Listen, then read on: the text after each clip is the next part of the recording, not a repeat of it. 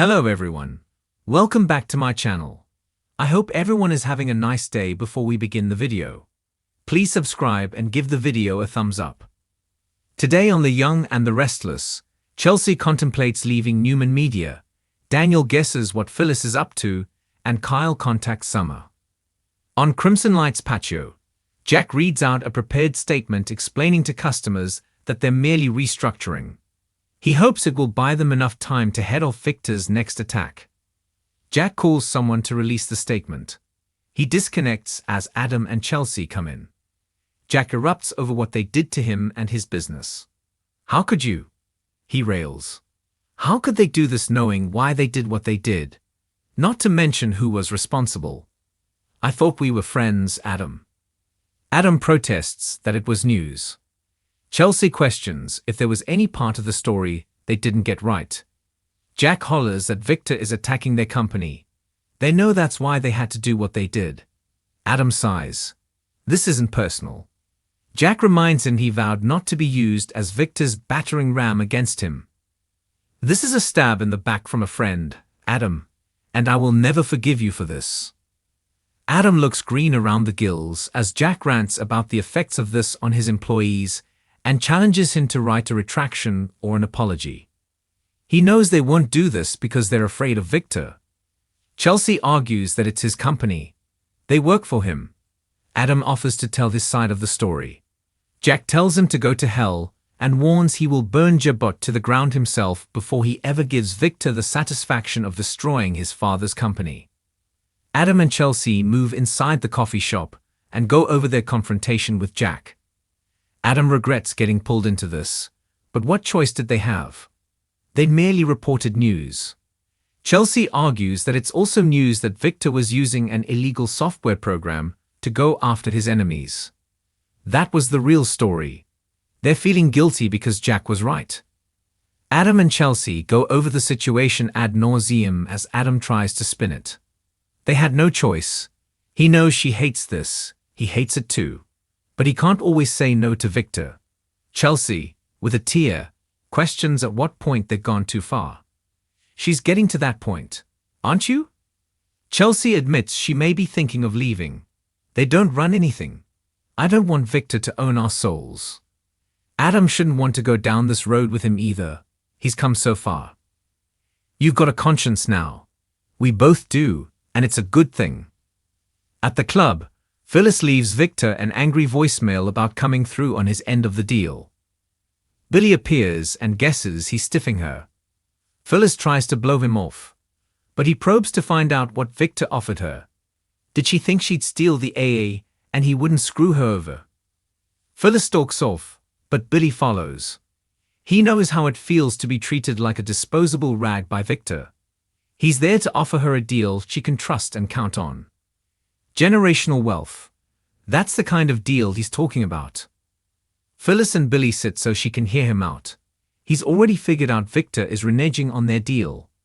He knows she stole the AI program from Kane and is hoping she can steal it back from Victor.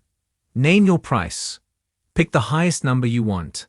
It's the deal of a lifetime, Phyllis. Don't screw it up. Phyllis admits it would feel good to stick it to Victor, but questions what the Abbotts would do with it. Billy claims they destroy it. She wants to think it over. He warns if Jabot fails, she gets nothing. Daniel appears as Billy walks out. He asks his mother, "Do I even want to know what that was about?" Daniel sits and points out his mother is acting squirrely. He's sure she's up to her neck in whatever is going on.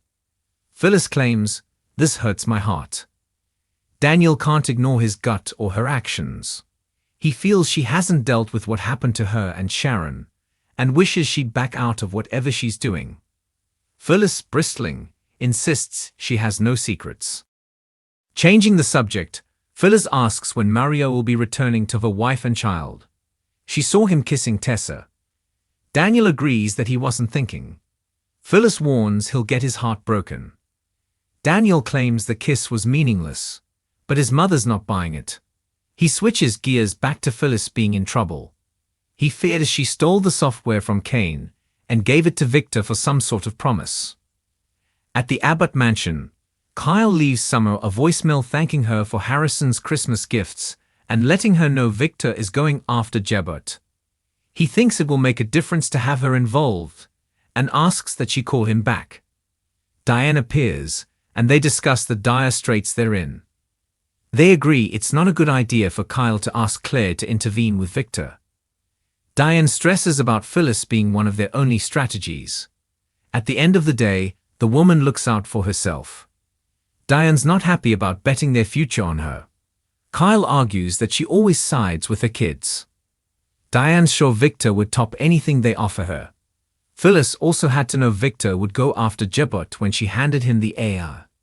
Where was her concern for Summer then? They debate whether a blank check will sway the redhead. Diane thinks she has another way to stop Victor. Billy arrives and reports that Phyllis is considering their pitch. Kyle's sure that Victor will anticipate this. Jack comes in just as Diane shares that she has another way to stop the mustache. Jack would love to hear it. Still at Crimson Lights, Chelsea and Adam debate a video game that Connor's obsessed with that isn't teaching him anything good. You win by oppressing people and amassing money. They're living in that world, she complains. Exploiting Jebot, as they did, feels so dirty. They need to be good human beings that Connor can be proud of. It's more important than doing Victor's bidding. Doesn't Adam feel that way as well? At the club, Daniel accuses Phyllis of bobbing and weaving to dodge his questions. He and Summer have concluded she stole the AI software and handed it to Victor. She needs to find a way to get out of this. Phyllis insists everything's working out in her favor. Trust me, I'm going to win. Daniel shakes his head. Phyllis vows this will bring their family together once and for all. At the Abbott mansion, Diane explains that Victor stealing the AI software and using it against Kane was illegal. He'd get prison time. They can put him away. Billy points out they don't have proof, but Diane triumphantly declares that she knows where she can find it. Thanks for watching this video, and please subscribe our YouTube channel for more update news.